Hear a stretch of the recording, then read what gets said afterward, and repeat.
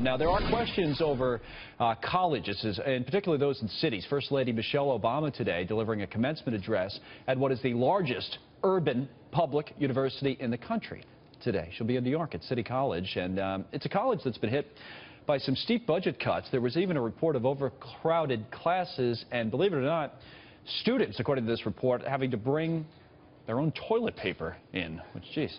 Liz MacDonald on this, and, you know, case of what free college maybe looks like. We're also joined by Garland Nixon and Timpf, and we'll get to them in just a moment. But start us off, Eve Mack. Well, the tuition there is just virtually nil. It's about less than $6 grand a year, but it is in such disrepair across the board at CUNY. This is City University of New York.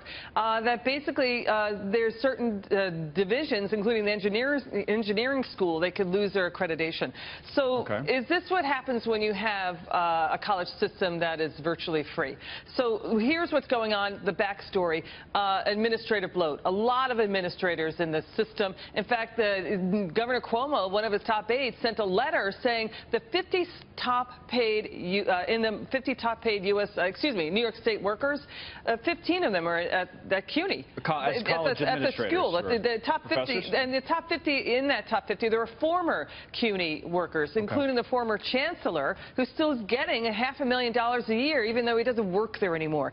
So this is the issue. The rail about Fat Cat CEO pay in Washington, D.C. Fat Cat academics are gouging middle-class families with tuition hikes, and it's going to administrative bloat. Yes, states are cutting back on spending on colleges. We get that. Right. But where is the tuition going toward? Is it going toward more faculty? You're going to find a lot of assistants, a lot of administrative staff, and a lot of these colleges across the country. Let's talk about it a little bit. As I said, Garland and Kat are with us as well, with EMAC. I should be clear, as the video probably indicated to you, I think I said Michelle Obama will deliver. She did deliver that commencement address this morning here in New York. Garland, your thoughts on all of this, because it has become a big debate in the presidential race, as brought to us by Bernie Sanders originally, the idea that we can have free college.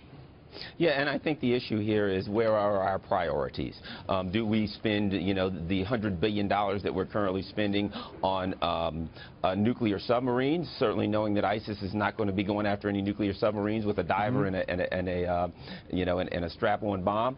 Or do we put the money in the direction of educating our workforce for the future? If we look at this issue, at the issue here at CUNY, the issue is a lack of funding.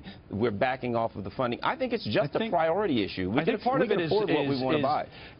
Is also how that money, and I'll get back to you, Liz, on this in a second, and how, Kat, that money is being spent, right? I mean, that's what people are debating, as opposed to whether or not you're going to spend it. Once you make the decision to spend it on college, I mean, how do you allocate it? How do you spend it? Are you efficient, you know?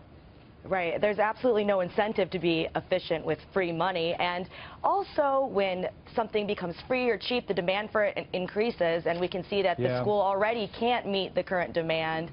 And so prices go up in other ways, like the school, nothing provides it, or prevents it rather, from charging more in fees, or apparently having to bring your own toilet paper. It'd be really nice if it was as simple as, okay, instead of money on submarines, let's put it towards education, and everyone will get an education, will be smart, and suddenly these schools will be repaired. But it's just not that simple. Okay, right, and to Kat's point, I mean, you know, there's single-digit cuts in administrative budgets. Right. Single digits. They've seen their salaries go up 45% since 2009 at CUNY. Let me clarify what I was saying earlier. The top 50 highest paid state workers in New York State are at CUNY and at SUNY. That doesn't make sense, There's a lot of money they're getting in the way of salaries. What do you think of that, Garland? Just that stat in particular doesn't seem, I mean, it doesn't seem to pass a smell test that we're having this same conversation while that's happening, you know?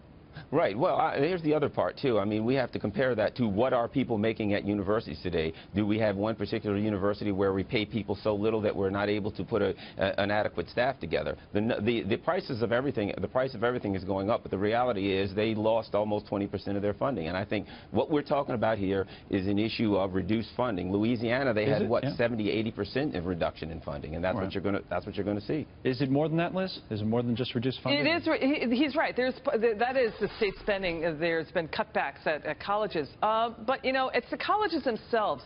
I mean, they work on a tax-exempt nonprofit model. Okay. And they gouge middle-class families routinely on that nonprofit model where they're tax-exempt, and they pay themselves exorbitant fat cat academic pay. And they're building out, you know, college campuses like, you know, with white elephant projects, college bling, like expensive football stadiums, you know, fancy restaurant-style cafeterias.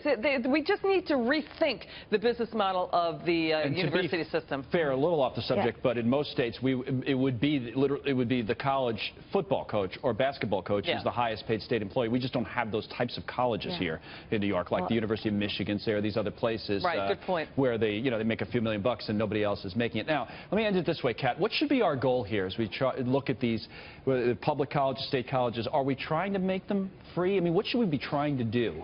That's impossible, and as the government's gotten more involved and more loans, higher amounts of loans, it's just gotten more expensive, and it keeps going up and up and up, and there's no incentive for the school to provide anything different because the government money is free money, so there's no incentive involved. Nothing's going to change. It's all about incentive, not, you know, it sounds nice to just say more money, just give more money for more stuff, but there's no control over how they spend it, no incentive for them to spend it on kids, then they won't. Kat and Garland, thanks, and EMAC, of course, as always.